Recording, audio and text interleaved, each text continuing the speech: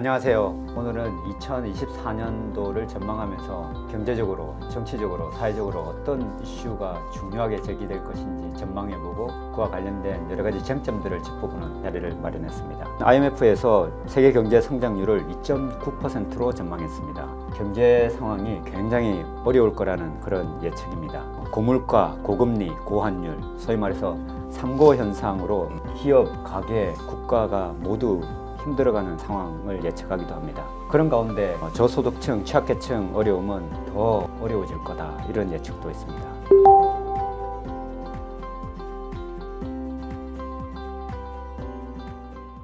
지난 화요일 날 글로벌 이슈 브리프 연구진들 포함해서 전망 세미나를 했습니다. 전망하는 경제학자들이 모이면 굉장히 당혹스러워합니다. 왜냐하면 보통 전망을 할 때는 어떤 전제를 하거든요. 특히 정치적인 상황들, 또 유가라든가 환율이라든가 통상적인 그런 이제 가정하고 있던 그런 상황들이 변수가 돼버렸어요. 그 상수가 변수인 시기가 돼버려서 전망하는 사람들이 굉장히 어려움을 느끼고 있습니다. 이건 이제 우리 국내 기관들만 그런 게 아니라 OECD나 월드뱅크, IMF 같은 국제기구들도 전망치가 굉장히 수정이 많이 됐어요.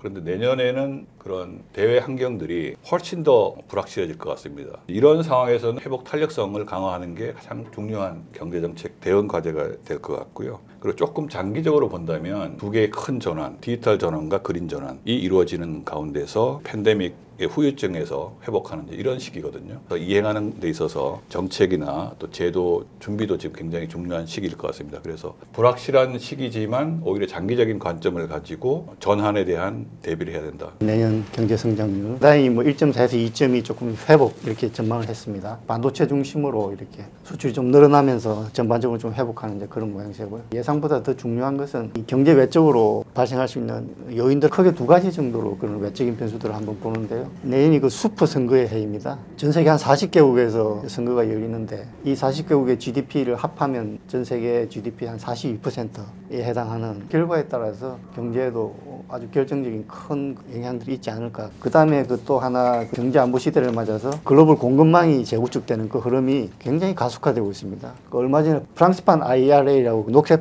산업법 발효가 돼가지고 이 보조금 결정 여러 가지 이유들을 제시하면서 보호무역주의 쪽으로 회귀하는, 소위 이제 미국 우선주의에서 시작해서 유럽 우선주의의 모습으로 나타나고 있고, 일본에서도 마찬가지고요. 그런 보호무역주의 기조들은 이런 그 기조의 강화에 대해서 충분하게 우리가 대비를 하고 있어야 된다. 내년 최우선 정책으로 한번 생각을 해보면 가장 시급한 게 아무래도 그 프로젝트 파이낸싱 134조 정도 있는데 굉장한 그 우리 경제 리스크로 돼 있죠. PF라는 게 이제 부동산 시장하고 직접적으로 밀접하게 연계가 돼 있기 때문에 부동산 시장 유지해 가면서 또는 미세하게 우상향하는 그런 아주 섬세한 정책 조정이 필요하다. 전 세계가 선거로 뜨거울 거다. 40개 국가 40억 정도 인구가 투표소로 가는 그런 한 해가 될 것 같습니다. 그래서 혹자는 폴리코노미 해가 열린다, 이런 이야기를 하기도 합니다. 선거 결과에 따라서 또 여러 가지 정책 방향이 또 바뀌기 때문에 그런 면에서 보면 여러 가지 지정학적인 리스크가 있다, 이런 생각이 듭니다.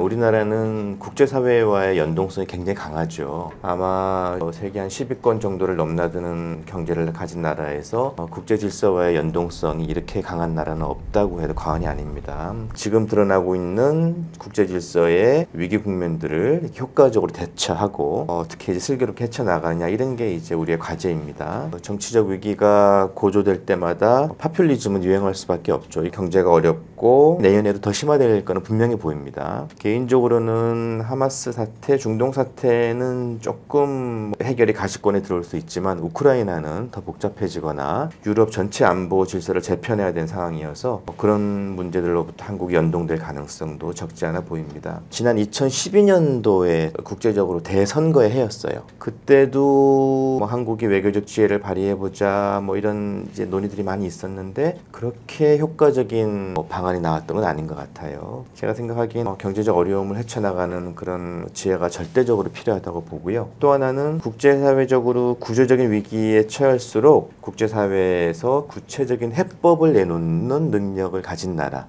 이런 역량을 키우는 게 저는 굉장히 중요하다고 보고요. 또 하나는 우리는 외교안보 사안이 국내 정치와 연동되는 경향이 강합니다. 연동되는 것 자체를 끊을 수는 없지만 국내 정치에 과다하게 외교안보가 휩쓸리지 않는 그런 적절한 균형이 또 필요해야지 위기 국면을 헤쳐나갈 수 있는 뭐 그런 지혜가 생기지 않을까 생각합니다. 그러니까 이코노미스트에서는 제2의 냉전이 벌어질 것이다. 10대 트렌드 중에 주요 트렌드로 이렇게 지목을 했더라고요. 그 미국의 그 피터 자이안이라는 그 전략가가 세 가지를 예측했더라고요. 러시아 우크라이나 전쟁하고 또 중동에서의 전쟁.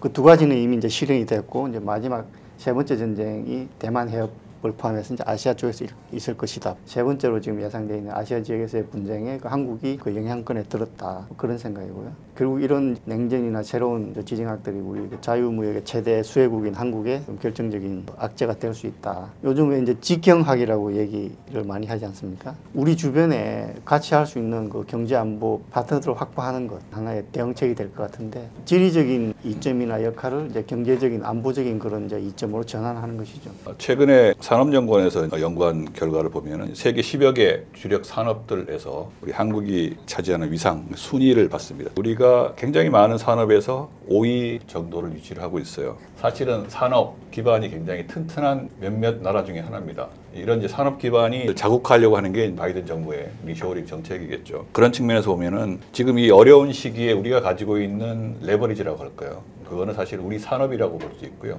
저는 이게 국제 정치적으로도 굉장히 중요한 자산이라고 생각하고 있고요. 이 국제경제 통상 측면에서 제일 큰 걱정거리는 자유무역 체제가 붕괴하고 있다는 건데요. 반대로 우리가 우리의 자산을 활용하면 우리의 위상을 공고할 수 있기 때문에 더욱더 우리가 이런 내부적인 산업 기반을 튼튼히 하는 게 대안이 되지 않을까 이렇게 생각합니다. 사회적인 부분에 대해서 말씀을 좀 나누려고 하는데요. 2024년 65세 이상 노인 인구가 1,000만 명이 넘을 거라고 합니다. 그래서 생산, 소비, 투자, 고용 등 경제 전 분야가 조금씩 축소되는 그런 방향으로 나가는 거 아닌가라는 우려의 목소리도 있습니다. 이런 상황이다 보니까 결국은 의료비는 증가하고 연금 문제, 노동 인력의 감소, 그리고 사회복지 서비스 증가해야 되는 그런 상황 속에서 내년에 이 사회복지 예산도 굉장히 크게 증액이 된 상황입니다.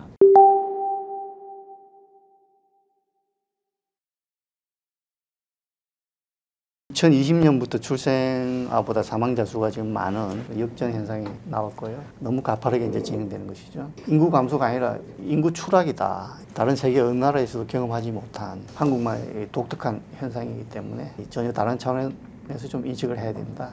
그 출생률과 가장 밀접하게 관련이 되어 있는 그 20, 30대 생각들이 너무 다른 것이죠. 기성세대랑 출산이나 또는 뭐 어떤 자기 사회적인 역할이나 개인 삶에 대한 생각이 너무 다른 거예요. 우리가 하고 있던 뭐 돈을 지원한다든지 뭐 여러 가지 그런 식의 그 방법에서 좀 벗어나야 된다. 그게 뭐 뭘지는 이제 전문가들이 머리를 좀 맞대 봐야 되겠죠. 뭐 정년 연장이라든지 전반적인 그 사회 시스템의 재설계를 통해서 생산 가능 인구의 급격한 감소를 줄여가는 이제 그런 방안이 좀 필요하겠다 이렇게 생각하고요. 뭐 AI 이런 부분에 활용도를 한번 좀 생각해 볼 수 있겠고요. 저출산위원회가 대통령 위원장이니까 힘이 있을 것 같지만 굉장히 정치적이고 정무적인 자리이기 때문에 인구 문제를 단기적으로 성과를 보여주는 그런 정치적인 접근이 될 수도 있는 것이거든요. 대통령이라는 그 직급이 주는 그 힘에 의존하지 말고 정말 전문가들이 좀 머리를 맞댈 수 있는 새로운 컨트롤 타워를 구축을 해서 전 사회적으로 좀 영향을 집중할 필요가 있겠다. 뭐 그런 생각을 하고 있습니다. 미래 전망할 때 가장 그 정확도가 높은 게 인구 부분입니다. 저출산 고령화 문제를 우리 경제가 계속해서 성장하고 커간다는 전제에서 하다 보니 굉장히 우려가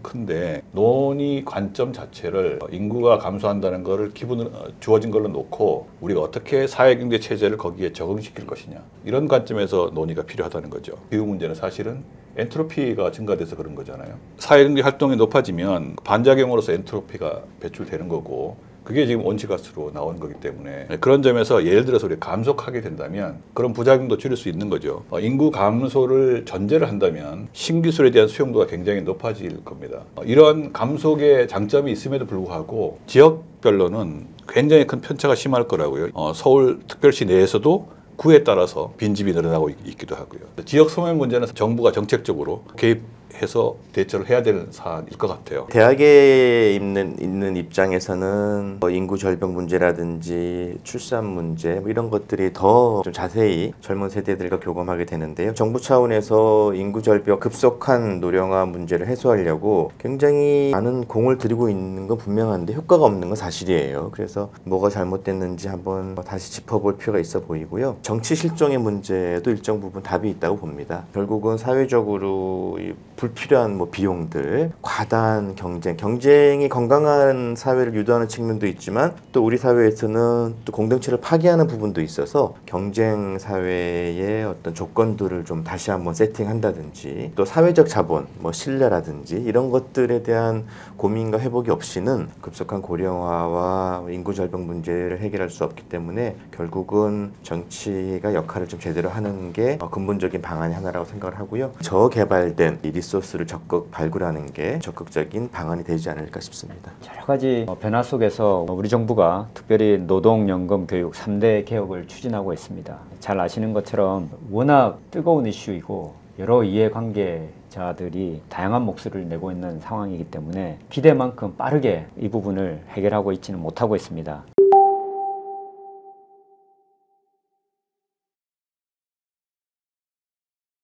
참 어려운 과제라고 생각합니다. 누구나 다 개혁을 해야 될 필요성은 다 공감하지만 방법론에서 이견이 많을 것 같은데요. 선거를 앞두고 있다 보니 과감한 정책을 도입하기도 어려운 그런 상황이라고 볼 수도 있겠습니다. 총선 이후에는 훨씬 더 우리가 이 문제에 대해서 집중해서 사회적인 공감대를 끌어내고 결국은 이제 리더십에서 비전을 제시해서 개혁 이후에 우리 모두가 다 더 잘 살 수 있다는 시대를 주는 게 되게 필요하다고 생각합니다. 내부적으로 보면 사실은 조직 혁신이 대단히 중요합니다. 상명하복이라든가요. 새로운 세대는 그걸 원하는 게 아니거든요. 또 디지털 세대는 분권화되어 있지 않습니까? 그런 거에 맞추어서 내부적인 조직 혁신이 이루어지지 않으면 개혁의 성과도 굉장히 미미하다고 생각합니다. 우리가 배울 수 있는 벤치마킹 할 수 있는 대상들이 국내에도 있고 해외에도 있습니다. 좋은 사례들을 서로 공유하고 또 이게 학계라든가 또 일터에서 공유가 된다면 구조개혁의 성과가 훨씬 더 커질 거라고 생각합니다. 노동연금 개혁으로 통칭되는 3대 개혁은 아마 모든 국민의 가장 큰 관심사가 아닐까 싶습니다. 3대 개혁 문제가 뭐 제가 잘못 이해할 수도 있겠습니다만은 이게 마치 대통령의 어젠다처럼 이렇게 비춰지는 부분이 있어요. 저는 평소에 좀 안타까운 게 특히 3대 개혁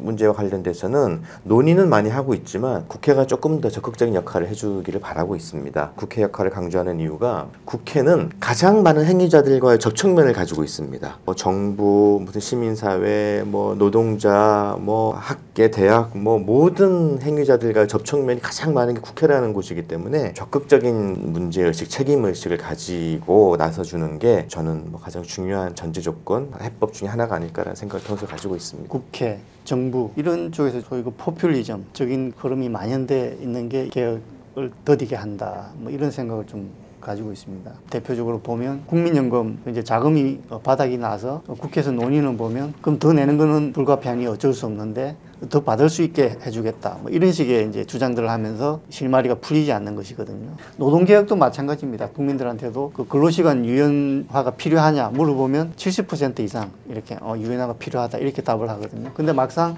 유연화된 그런 안들을 정부에서 제시하고 개혁을 추진하려고 하면 또 대부분이 막 반대합니다. 그 정치권에서 주로 시작된 그런 포퓰리즘적인 그런 생각들이 사회 전반적으로 국민 속으로 많이 좀 확산된 그런 상황이라고 봅니다. 이 경인사 아래에 26개의 기관이 있습니다. 매년 국가의제라는 연구를 하고 있는데요. 이 연구에서는 경제산업 분야, 복지노동, 여성 분야, 대외 안보 분야, 국토 환경 분야, 정부 거버넌스 분야, 아우르는 여러 분야의 정책, 국가의제들을 다루고 있습니다.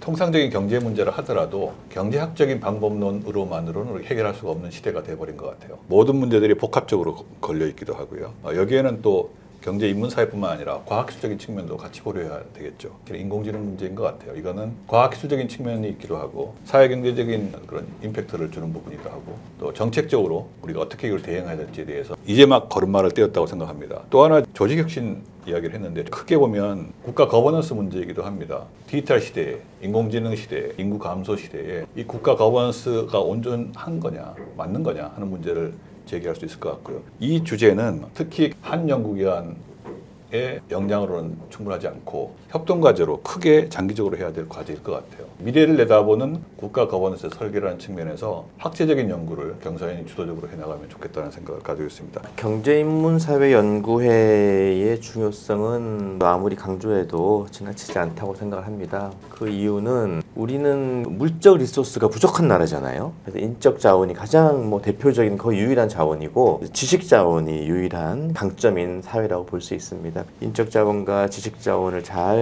효율적으로 사용할 수 있는 경사연 같은 국가 싱크탱크는 중요하다고 생각을 합니다. 더 경쟁력을 가지는 방향성은 뭐냐? 양적 경쟁, 양적 성장에 너무 관심을 좀 많이 가진 게 아닌가 생각을 합니다. 물론 결과물 많이 나오고 출판물 많이 나오고 하면은 그게 질적 성장으로 이어지기도 하죠. 어쨌든 글로벌 경쟁력을 가지는 지식이나 아웃풋들이 그런 경사연 산하연구원들이 질적 성장의 목표 설정을 하는 그런 시기가 됐다라고 생각을 합니다. 한국의 고유한 그런 성장 모델을 그것이 산업 경쟁력이건 정보통신 분야이건 모든 분야에 있어서 세계화 2.0에 걸맞는 어떤 성장 모델 이걸 발굴하는 게 경륜사의 저는 큰 숙제라고 보고요. 한 말씀을 더 드리면은 한반도 문제 평화로운 해결을 위해서는 글로벌 평화에 적극 기여하는 모습을 보이는 인권 문제이건 무슨 자원 해소의 문제이건 뭐든지 간에 글로벌 평화에 적극 기여하는 그런 해법을 좀 제시하는 경륜사의 모습 이런 걸 좀 주문하고 싶습니다.